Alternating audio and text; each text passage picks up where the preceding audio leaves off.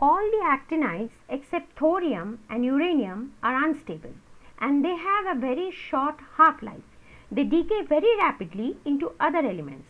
What is the electronic configuration? We had seen that thorium to lawrencium, they are going to fill the 5f orbital, but you will see here that thorium doesn't have 5f1. Now why this is so? We'll come to it when we do the anomalies in the electronic configuration. So 5f1 is not there, 6d2, 7s2, then 6d1 comes here, and then 6d1 there are only 3 in the first, that is up till neptunium, then curium is again 6d1, and finally lawrencium. For as far as curium and lawrencium is concerned, we can say that they are having half filled f orbitals and completely filled f orbitals, that is at curium it is 5f7 and lawrencium is 5f14. So we can expect that the next orbital is going to go in, next orbital electron is going to go into the 6d level. But for the rest, that is plutonium and americium, it is just that 6d is empty. And again from berkelium to nobelium, 6d is again empty. These are some anomalic behaviors in the electronic configuration of the actinides. They are not following the Aufbau rule. Let us examine later how and why this is so. Now the next, here we see that many elements don't have 6d electrons. The probable reason that is given for this is that the energy gap between the 5f, 6d and 7s orbitals is too small for the elements of protoactinium, uranium, neptunium and curium.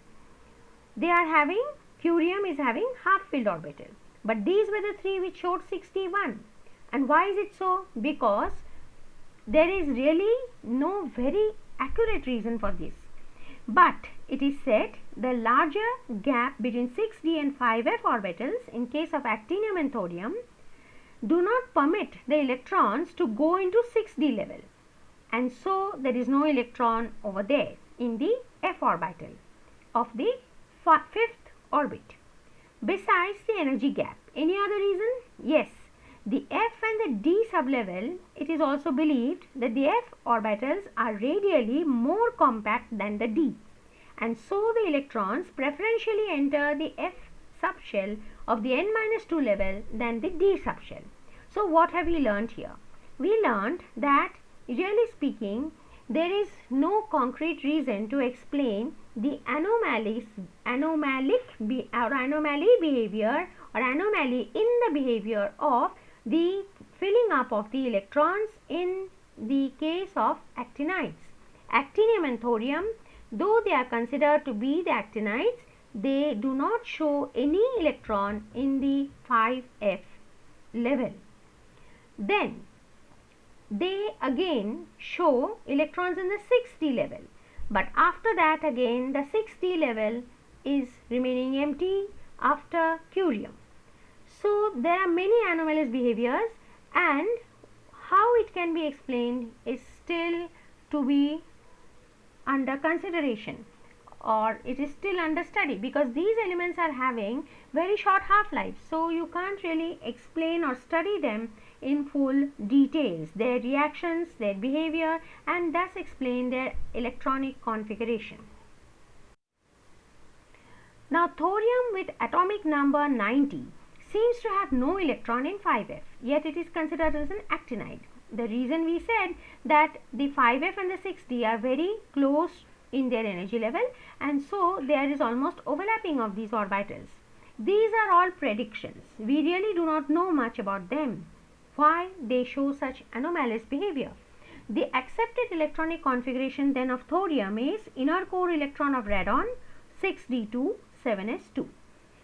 Done with the electronic configurations, not a very convincing answer to find out why the Aufbau principle is not obeyed for actinides. Let us see the physical properties of the lanthanides and the actinides. First, lanthanides.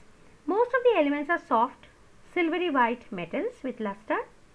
They have high melting points, and obviously the boiling point will also be high. They are reactive, they are Hardness. Now, their hardness goes on increasing with atomic number across the period. They show increasing density with increasing atomic number.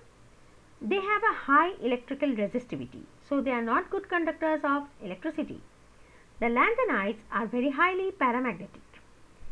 You can see the f orbitals are in the process of getting filled, so there are present number of unpaired electrons, and because of this they are paramagnetic. The physical properties of the actinides are, these actinides show, or the actinides are showing properties which are quite different from the lanthanides. They are represented by An symbolically. They are metallic, highly electropositive, you can say. They are dense and have got high plasticity. They are all radioactive. They are silvery in color and easily tarnish in air. Why do you think so? Because they form oxides, which forms a coating on their surface. They are malleable, having metallic properties, and they are ductile. They are all paramagnetic except actinium. They are hard and crystalline, and they occur in different crystalline structures. The analogues are less similar to the lanthanides and more similar to the 3D series of elements.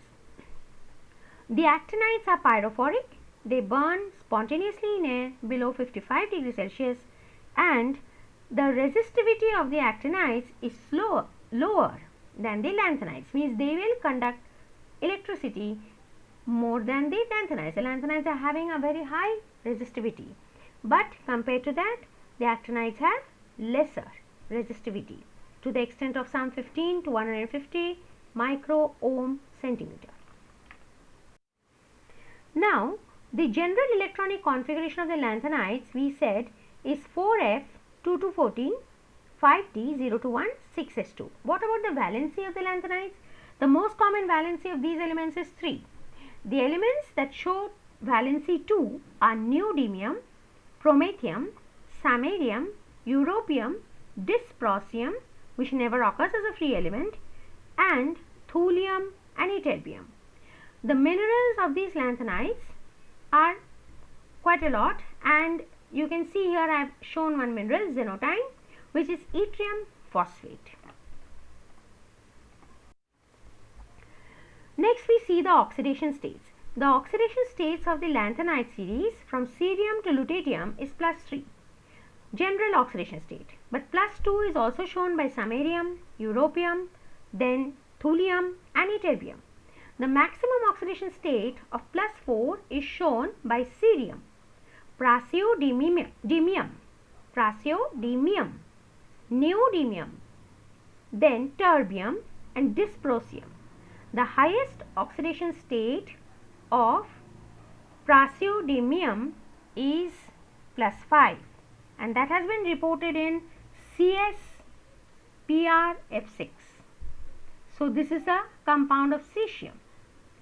Now, the actinides show variable oxidation states due to presence of empty d orbitals. It ranges from +3 to +7. The +3 and the +4 oxidation states are very common. Uranium shows mostly +6 oxidation state. Thorium and plutonium show +4. So, in general, we can say that from +3 to +7, the most common oxidation states are +3 and +4, as we see in thorium, plutonium, as well as in uranium, and uranium also shows +6 oxidation state. Protactinium and neptunium show most stable oxidation state as +5. So, in the lanthanides, it was +3, +4 and +5. In case of the actinides, it is +3, +4 and +7. Even +7 is seen, that is in meitnerium. Now, +5 is seen in protactinium and neptunium. +5 was seen in praseodymium in lanthanides.